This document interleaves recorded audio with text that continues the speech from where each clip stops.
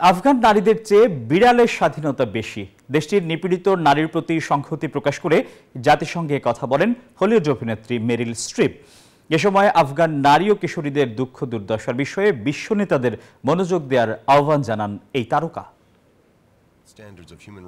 তালেবানেরা আফগানিস্তানে নারীদের অধিকার কঠোরভাবে সীমিত করেছে।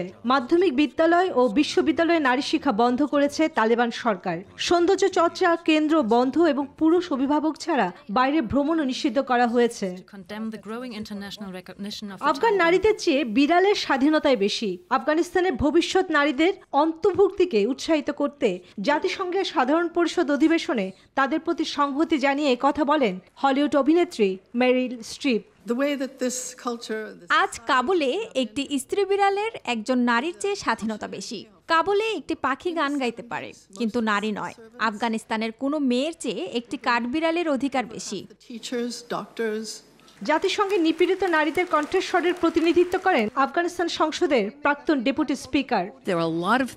আমি মনে করি আফগানিস্তানে থাকা নারীদের একটি গুরুত্বপূর্ণ সুযোগ, বিশেষ করে তালেবানের নতুন আইন নিয়ে জনসম্মুখে কথা বলা।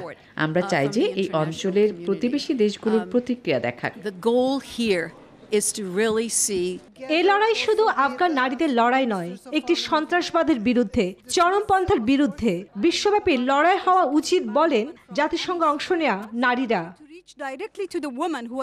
ওই অনুষ্ঠানে জাতিসংঘ মহাসচিব অ্যান্তোনিও গুতেরেস বলেন, শিক্ষিত নারী তাদের কর্মসংস্থান, নেতৃত্বে ভূমিকা সহ দেশটির অর্ধেক জনসংখ্যার অধিকার ও স্বাধীনতাকে স্বীকৃতি না দিলে আফগানিস্তান কখনোই বিশ্বমঞ্চে তার সঠিক জায়গা নিতে পারবে না। চন্দ্রানী চন্দ্রা, নিউজ 24।